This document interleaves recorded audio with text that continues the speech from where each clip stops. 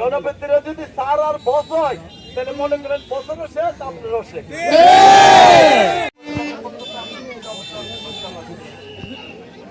বন্ধুরা আপনারা দেখছেন আর আপনাদের আমরা কার সাথে আপনারা নিজেরাই জানেন। যেখানে যাচ্ছি সেখানে 19 কেউ বলে না 80 পর্যন্ত বলছে আমরা একটু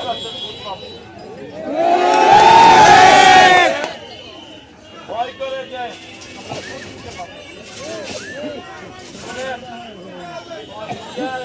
বলি।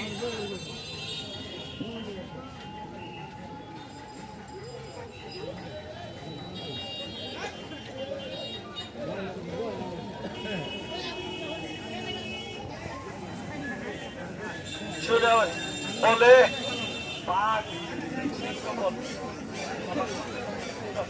ফাইনাল দল যদি থাকে ফাইনাল দলের লোক কিছু কেউ পারে না।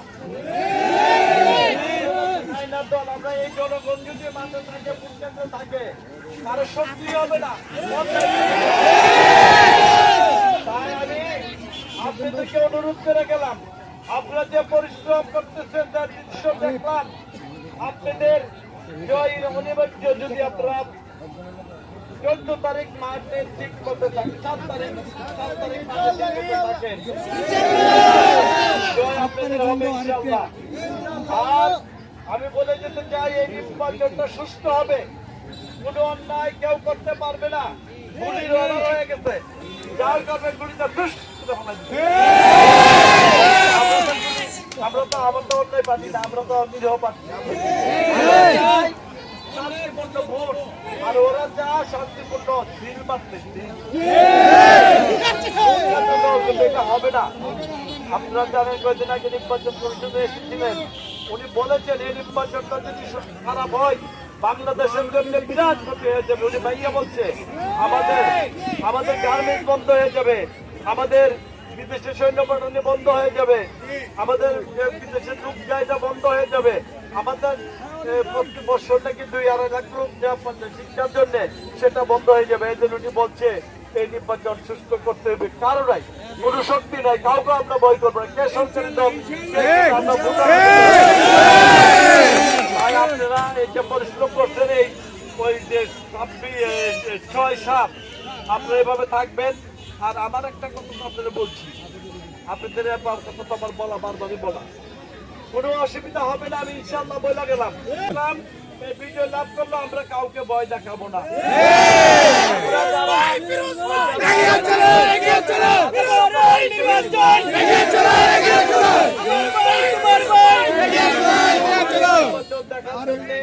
আমার 4 বন্ধু ঢাকা হইতে আসছে, আমরা যারা নাকি আজ 50 বছর যাবত একসাথে চলছি, আমার সে বন্ধুরা আসছে, আমি এখানে দাঁড়িয়ে তাদেরকে ধন্যবাদ অভিনন্দন জানাচ্ছি।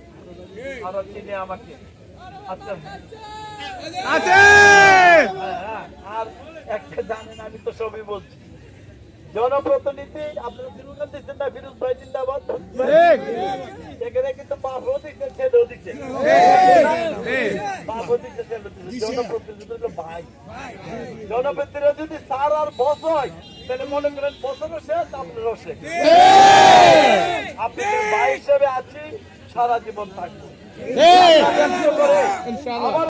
আবারও উদাত্ত আহ্বান জানাচ্ছি, আপনারা মাঠে এই জিনিসটা আপনারা 6-7 দিন যে কয়েকদিন আছে এটা চালিয়ে যাবেন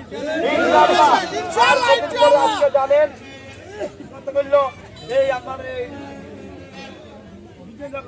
বিজয়নগর উপজেলার সাবেক অত্যন্ত বর্তমান এবং সাবেক চেয়ারম্যান অনেক গিয়েছিলেন আমার কাছে। আমি আশা করি আর কদিন পরে সবাই ইনশাআল্লাহ আপনার জন্য থাকেন। আমি আশা ব্যক্ত করে বাঙালি জাতির মহান নেতা জাতির জনক বঙ্গবন্ধুকে ধন্যবাদ অভিনন্দন তার বিধি আত্মার বাংলাদেশ কামনা করে এবং আর আমাদের স্বাধীনতা সংগ্রামী যারা শহীদ হয়েছেন তাদের প্রতি নিবেদন করে আমি আমার বক্তব্য জয় বাংলা, জয় বঙ্গবন্ধু।